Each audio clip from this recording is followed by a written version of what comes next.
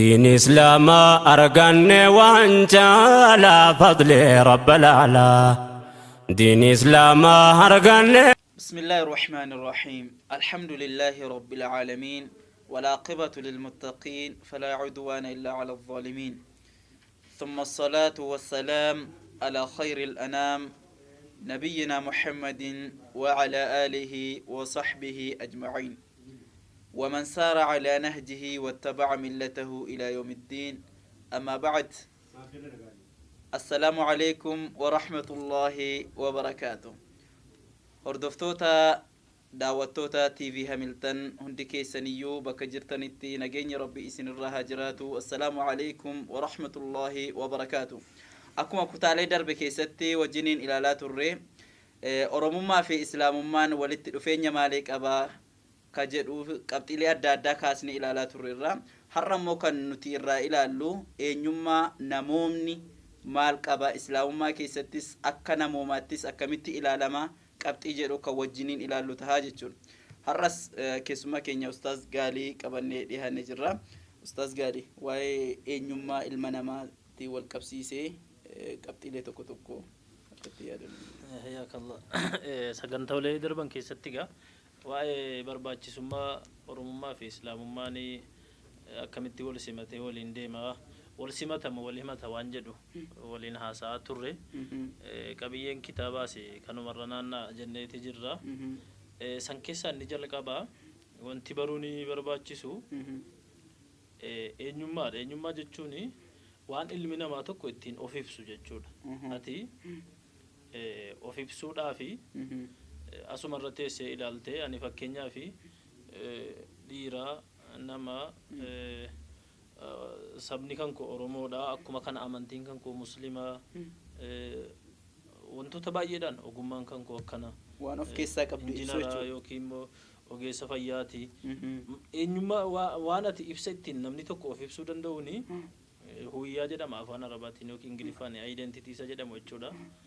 Wanti namni ittiin of ibsuu danda'u eenyummaa jedhama. Waan namaan ala jiru yeroo baay'ee maalummaa jedhama.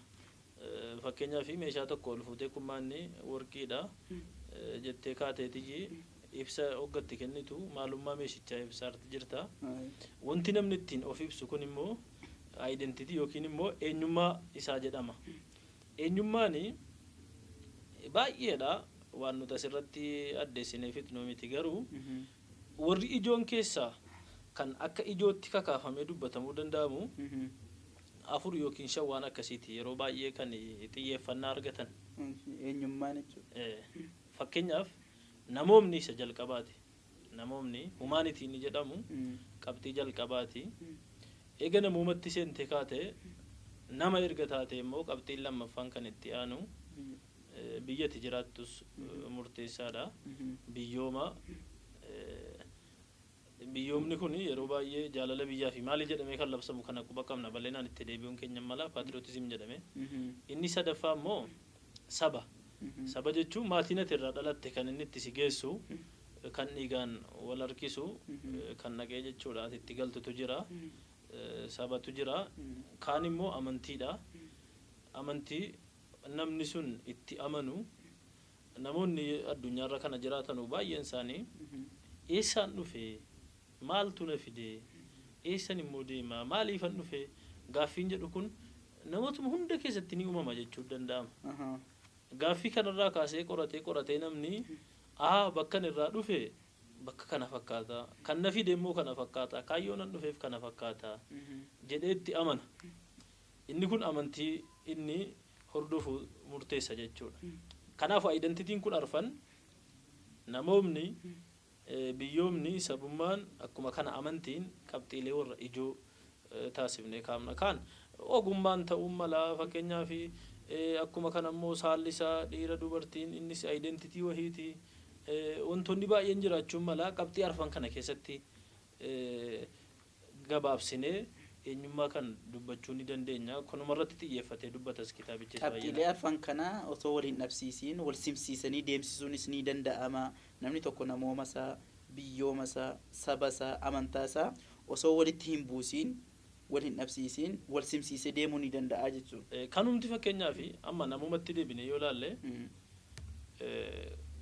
wanti nama jedhame silaa namuma kana ni qaba kan namaan alaa ni jira malee uumamni jechuudha namuma kana irratti wanti nuti dubbannuu fi eenyummaa isaa keessaa fuuneetii dubbataarra jalqaba ati as humaan ilaalamuudhaaf huyyaan kan kenni jalqabaa kanatti ilaaltu nama ta'uu isaati nama ta'ee gaafa uumamu hariiroo namumaa walitti isa fidaa fakkeenyaaf addunyaa kanarratti namoonni kan amantiin isaanii addaa kan biyyi isaanii addaa afaan isaan dubbatan addaa sabaanillee adda wantoota baay'een adda ta'an namummaa qofaan wal argan jiru anas Afrikaa gaanfa Afrikaa yookiin baha Afrikaa irra taa'e namoota dhihaa Awurooppaa keessa jiran amantiin isaanii kan naan addaa kan sabni isaanii naan addaa afaan nuti dubbannullee addaa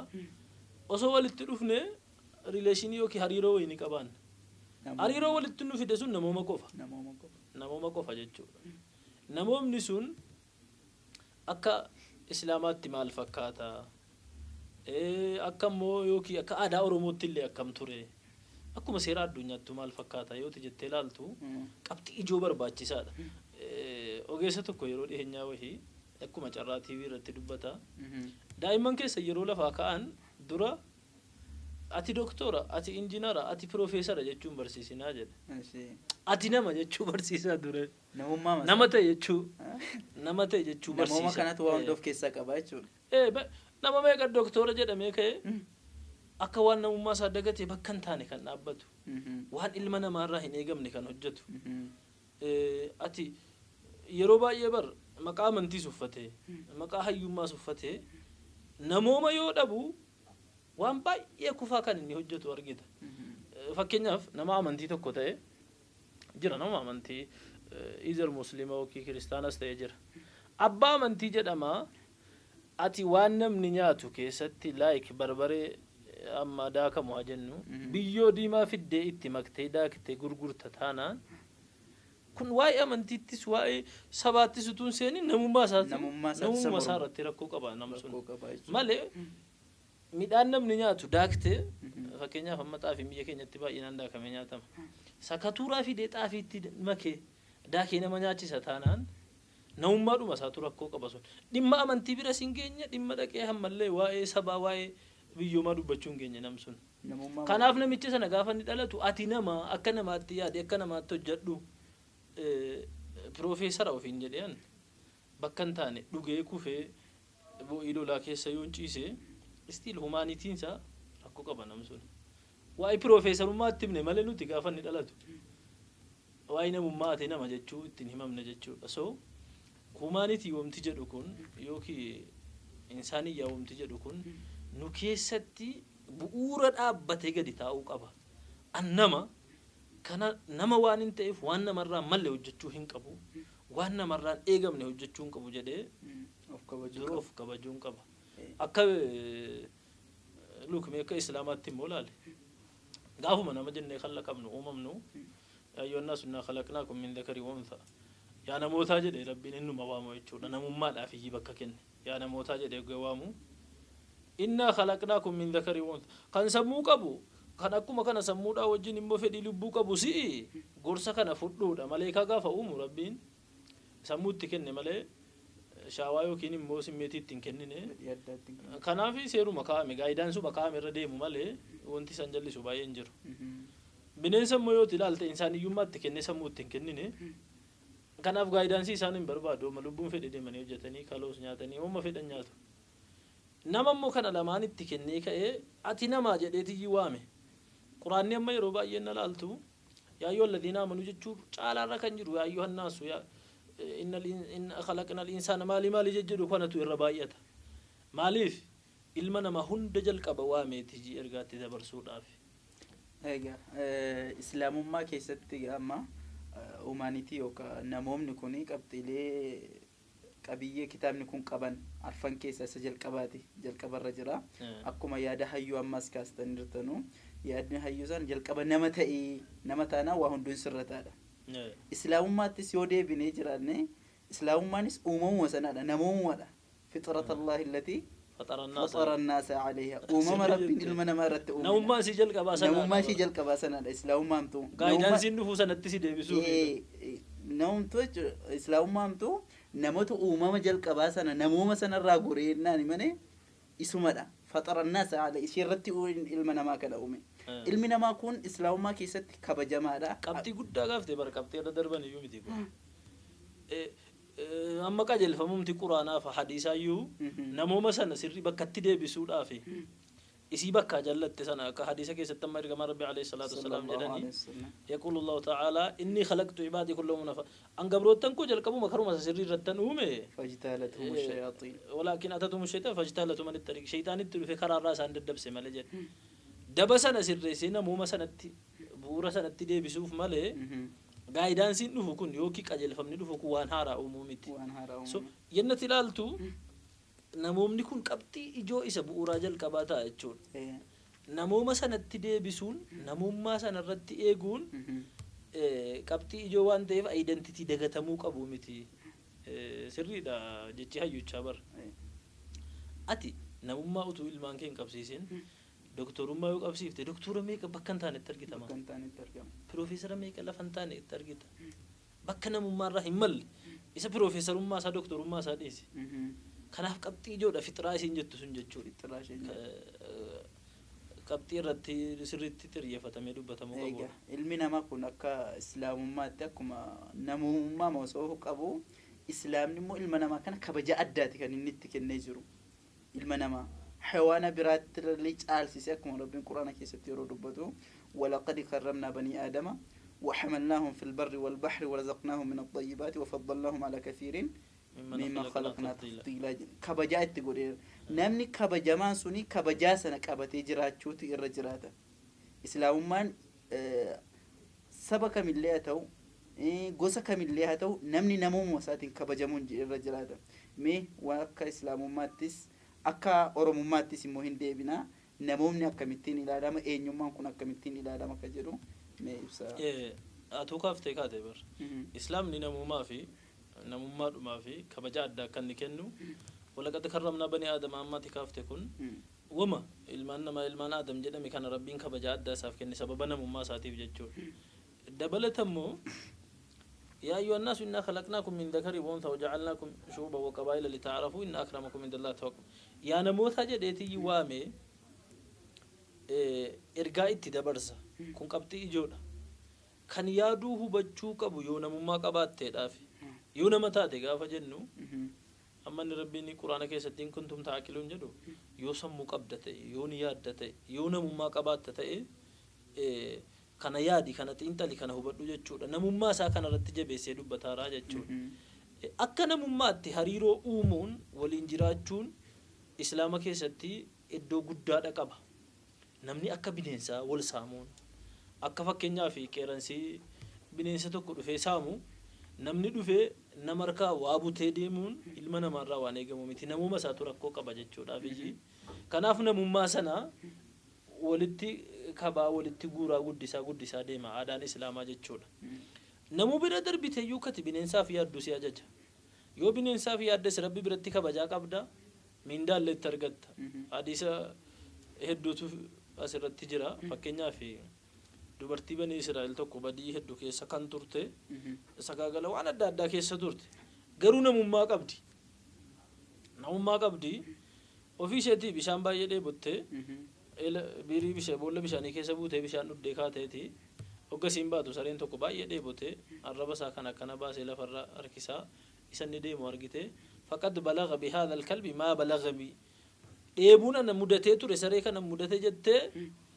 booda boolla sana keessa buutee kophee siitiin bishaan waraabdee saree kana obaafte achumaan rabbiin namummaa jechuudha namummaa dhagaalaa kun argita inshallah ibsasa boqonnaa booddee walitti deebina hadiisa akkam bareedaa ta'e nuuf kaastanii jirtu hordoftoota daawwattoota TV Hamilton boqonnaa booddee walitti deebina fagaanitina دين إسلام أرغن وانجالا فضل رب العلا دين إسلام أرغن وانجالا فضل رب العلا دين إسلام أرغن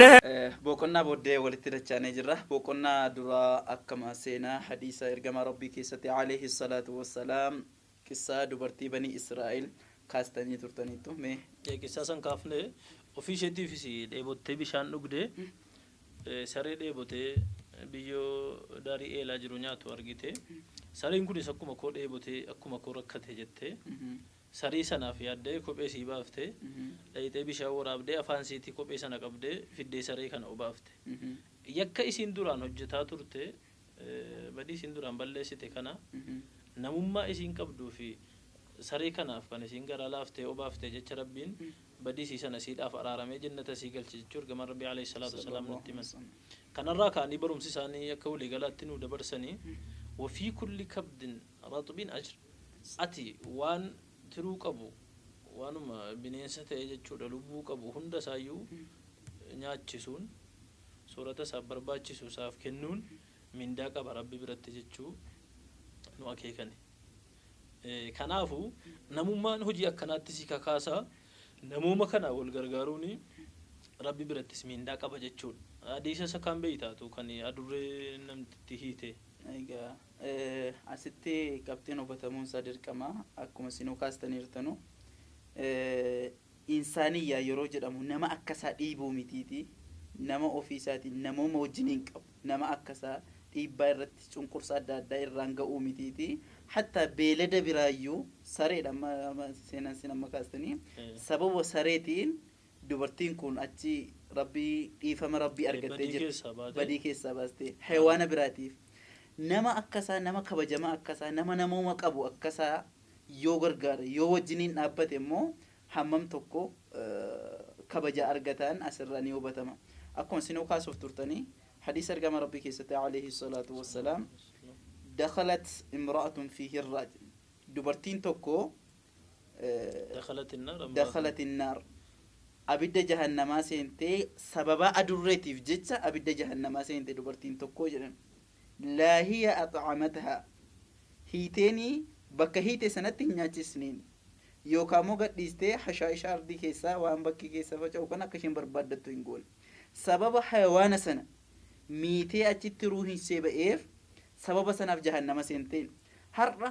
سرنا ورّا جتاب التوتا يوكا ورّا شنقف التوتا يو إلى اللي إلمنا ماما كبجما كان بك أدادات درا أدادا رانجاود ميدا أدادا يرو رانجا أني إنساني يوما كيسا بهنيرو حتى إسلام ما سبع فاميتي نمو كيسا يبا أنيرو جتشون دوبرتين توكو كان سبب أدريتين جهنم سنتوتا nama kabajamaa akkasii kan ammoo akkas gochuudhaan badii akkamiitu irratti qaqqabsiisan islaamummaan akkamittiin akka inni balaaleffatu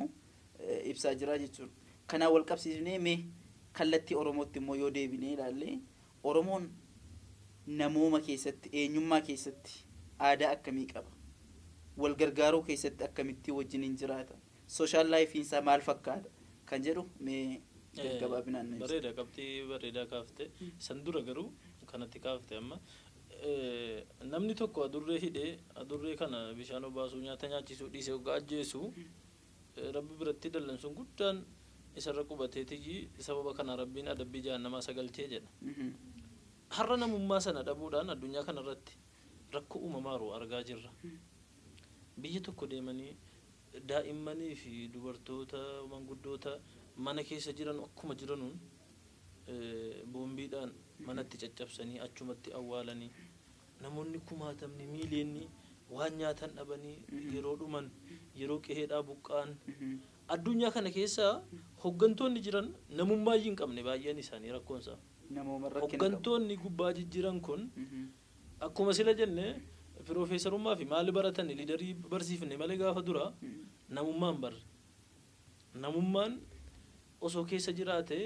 osoo humna sana qabanu namoota kanarratti boombiin gaara akka bokkaa gadi roobe waan nyaatan dhabanii bishaan irraa cite wantoonni beezik laayifiidhaaf barbaachisu hundirraa inni citu warruma kana kan taa'ee hojjetu kun namummaa dhabuu dhayyii akeekaa isa kana nama badii akkanarraa yisila nama deebisa namummaa qabaachuun oga kanatti dhufnu gaafii kettana deebinu oromummaa keessatti ummanni oromoo durumaa kaasee aadaan duudhaan ni qabu yeroo lafti tokkotti dhiphate fakkeenyaa fi babal'ifannaa jaarraa 16ffaa keessa ture seenaa keessatti beekamaadha yeroo babal'ifannaa kana keessas ta'e sanaan duras nama biyya isaan taane nama saba isaan taane gaafa isatti dhufu ofitti fudhatee maqaa moggaafannaa waan jedhamutu jira namuma fakkeenyaa saba biraa kan aadaa biraa amantii biraa maal biraa hundayyuu qabu moggaasa waan jedhuun dura bu'aan Oromoo walitti fide qalma qalee dhiiga buuseeti aadaan jiru qalmi qalamu kuni maybe wanti jiru bakki islaamni hin deeggare jiraachuun malaa qabxii kanarratti garuu inni ergaan isaan kaa'achuudhaaf barbaadanii dhiigni keenya tokko ta'a kana booda jechuudhaan dhiiga buusanii walitti fidanii nuti tokko kana booda jedhanii tokko ta'anii waliin jiraatu. Haliifa jedhamu. Haliifa akka jedhamu islaama keessatti waliif kakatame yoonnoon jedhamu akkuma kana amma uummanni Oromoo fakkeenyaa fi Maccaaf Tuulamaa yoo ilaalte gaafa babal'ifannaa sana naannoo Finfinnee kanarraa hanga dhiha Oromiyaa naannoo Wallaggaa naannoo Jimmaa qubataniiru. Karaa kana keessa saboonni adda addaa kan uummanni Kuush keessumaa hedduutu jiru dhufanii itti makatanii guddifachaadhaan aadaa Oromoo kanas jaallatanii afaan Oromoos fudhatanii tokko ta'anii uummata kanaan liqeeffamanii jiran. Karaa kallattii Jimmaarra fakkeenyaaf uummanni duraan akka Gumar jedhamu Boshaa jedhamu kanneen hamma Oromoo ta'anii Oromoodhumaan tokko ta'anii moggaa isaan jechuudha liqeeffaman jiru. Masmara Wallaggaa jara akka Koonchi Chaat jedhamu durtu ture kana uummata Oromootiin moggaa isaan fudhatamee Oromoodhuma ta'ee har'a tokko ta'ee jira jechuudha. Maal si akeeka kun yeroo sana uummanni sun biyyi isaanii saddaa aadaan isaanii saddaa amantiin isaanii saddaa kallattii kamiinuu adda turan garuu gaafa Oromoodhaan walitti dhufan sababa namummaa tokko ta'aa turan. Akka Oromoottis ni deeggarama akka Islaamaattis ni deeggarama san birayyuu darbee addunyaa kanarra seerri jijjiru amma fakkeenyaaf NGO yookiin jam'iyyaa al-khayrii jedhamee dhaabbatu kana yoo ilaalte gargaarsuma jedheeti Awurooppaa dhiyaarraa ka'ee as dhufee naannoo kanarra namoota beela'an nyaachisuun namootanii daaran uffata uffisuun wantoonni akkanaa kun namummaa sana jechuudha dhaabbanni sun dhaabbamuma namummaati amma dhaabbata insaanii jennee waamuu dandeenya so dhaabbata sirriitti deeggaramuu qabudha irratti hojjetamuun isaallee waan barbaachisaadha dagatamuu hin qabu qabxiin kun ijoodha waan ta'eef jechuudha akka seera addunyaattis akka amantiittis akka aadaa keenya Oromoottis qabxii yoomuu dagatamuu hin qabne isa jedhu walumaa galatti eenyummaan jechuudha eenyummaan namummaa kun kan sabaatti hin seenne kan amantiitti hin seenne amma nuti kan hedduma namummaa irratti dubbachuutti jirra. Qabxiin namummaa kun qabxii akkaan isa kaaniifuu murteessaadha. Murteessaadha qabxii kaanitti osoo biyyoomaafis saboomaafis amantiif illee murteessaadha nama ta'uun hundaafuu murteessaadha waan ta'eef isa kanaaf dura bu'e namni tokko nama ta'ee yoo argame amantiin isaa amantaa namaa ta'a. Amantaan namaa amantaa Rabbiin ilma namaaf uume gaafichatti itti deebi'e. Siluma namaaf uume mira. Siluma namaaf uume. Yoo namummaa sana hin fudhatin akkamittiin tinita. Waa'ee amantii dubbachuu waa'ee biyyaa dubbachuu. Biyyi kun illee maali kan namaati. Gaafa namummaa isaatti deebi'ee jedhe gaafa karaa sirriitti deebi'ee jedhee biyyi kun illee isaaf ta'a. Akkuma seenaa Quraanaa keessatti qabxiilee tokko tokko ganaa kaasnee haasa'uudhaaf jirru inshallah. Kanaaf qabxiin namummaa kun qabxii akkaan barbaachisaa namni kamillee namummaa isaatti deebi'uu qabaa yaada jedhuun akka qabiyyee ijoo tokkotti kitaaba kana keessatti eeramee jira jechuudha. Egaa itti aansuudhaan kan nuti tintinnu aadaa namoonni Oromoon keessatti qabu akka guddifachaa manuuf kaastanii jirtunu guddifachaadhaan ala yookaan moggaasaan ala kan Oromoon ittiin wal gargaaraa ture wajjin dhaabbachaa ture insaaniyyummaa isaa yookaan namummaa isaa ibsaa ture fakkeenyaaf akka naannoo tokko tokkotti hojii irratti wal gargaaruudhaan maqaa daboo jedhuun waan tokko tokkotti boba'uudhaan wajjiniin dhaabbata kun mataan isaa namummaa ibsaa aadaa biraa kan namni biraallee sabni biraallee irraa hubachuu danda'u itti fayyadamuu danda'u mee aadaa akkam akkamii duudhaa akkamii qabu Oromoo akka aadaa wal gargaarsaa yookiin jiruuf jireenya hawaasaa keessatti qabxiiwwan hedduu kaasuun ni danda'ama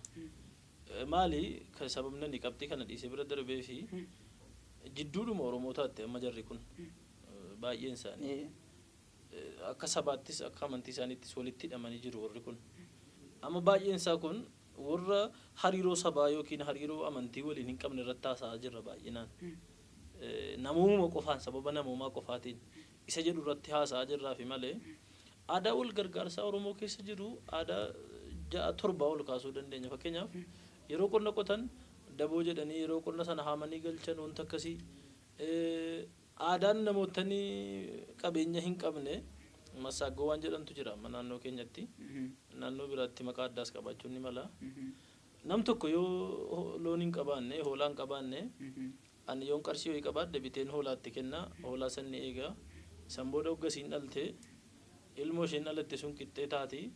aannan immoo walumaan ilmatanii dhugu haala sanaan namni qabeenya hin qabne sun qabeenya horata dhala kennuu jechuudha dhala kennuu jechuudha akka saniin qabeenya horata kun aadaa qabeenyatti walitti horan keessaa isa tokko namni sangaa waan ittiin dachii qotatu hogga dhabe kallattii adda addaatiin yoo sangaa takka takka qabaatan walitti fidanii hidhanii walitti qaraanii qotachuu jedhama qaroo waan jedhu wannoo kana walitti fidanii waliin qotatu namni immoo ofii hin qabne deemeeti kan namaa qotaa kan namaa guyyaa sadii yookiin guyyaan gate guyyaa sadii isaa qotee fakkeenyaaf ofii guyyaa lama faan qotata aadaa akkasiitu jira aadaa itti wal deeggaran jechuudha aadaan deeggarsaa kaan immoo kanneen akka daboo daadoo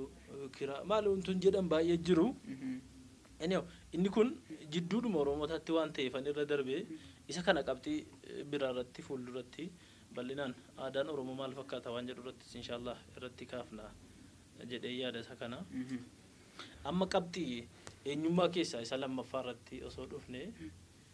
arfan keessaa amma lammaffaan biyyummaa jennee turre biyyummaan kun asuma keessaa hin ba'in dura ilaalchuma eenyummaa biyya keenyaa irratti yaada tokko nuu kaasame osoo eenyummaa keessaa namooma keessaa hin ba'in biyyooma wajjinis waliin qabata ilaalchi eenyummaa biyya keenya keessatti akkuma walii galaatti maal fakkaata akka sabaaf sablammoota Itoophiyaa keessa jiran yookaan biyya kana keessa jiran qabatee ilaalchi biyyummaa maal fakkaata amma kan biyyoomatti seenuun dura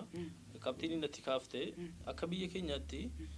identitiin irratti xiyyeeffatamu yookiin eenyummaan irratti xiyyeeffatamu yeroo baay'ee waa lama akka ta'e sagantaa darbe irratti kaafnee turre bakka guddaa kan qabu isa biyyooma jedhu inni kunis qaamni ittiin socho'u ni jira inni kaan immoo saba inni kaan amantiidha kan yeroo baay'ee biyya keenyatti irratti xiyyeeffatamee dubbatamu nama isa namoomaa kana irratti dubbatu baay'ee hin arginu sababa kana iyyuu qaawwi kallattii kanaan seenee argina yeroo baay'ee qaawwi kallattii kanaan seen immoo dirree hojii hunda keessa galee jeeqa dirree hunda keessa galee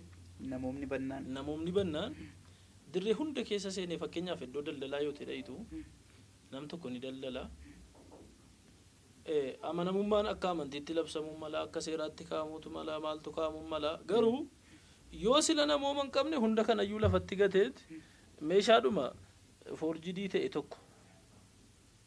si sobee fidee meeshaan kuni meeshaa bareedaadhaa filatamaadhaa sadarkaa tokkoffaadhaa jedhee sitti gurgura nam sun hundumarraayyuu namoomni isaa bade fakkeenya sila kaafne turre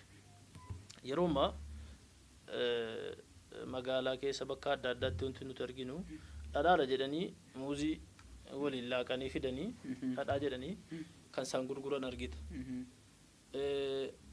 zayita jedhanii wanta konkolaataa keessa ba'u kanatti naqanii fidanii kan isaan waan nyaatamu kana keessa naqanii gurguran argita inni kun amanamtummaa isa kan seerri dubbatu osoo hin taane wanni namni hatu jedha bara maallaqa wayii hatuun yookiin immoo qarshii wayii keessatti nama gowwoomsuun daldala kam keessa iyyuu ni jira ta'a akka amantiitti inni hin deeggaramu akka seeraattis hin deeggaramu garuu as humaanitii inni dhuftu nama beela'ee waa nyaachuu ka'utti nyaata isaa kanatti barbare jettee biyyeetti naqxee fiduun dhadhaadha jettee waan biraatti naqxee fiduun damma jettee giraasootti naqxee fiduun sukkaaratti makuun kun humaanitiidhuma isaarratti rakkina qaba jechuudha humaanitiidhuma isaatu rakkina qaba so namatti deebi'aa kan jennuuf isa kanaaf jalqaba rabbiinis kanarrattan sin uume fitratallahi allati fatara an-nasa 'alayha la tabdila li khalqillah jedha isii sanarrattan sin uume uumaa rabbii kana jijjiirinaa jedheeti itti deebi'aa jedhee nutti himuutti jira jechuudha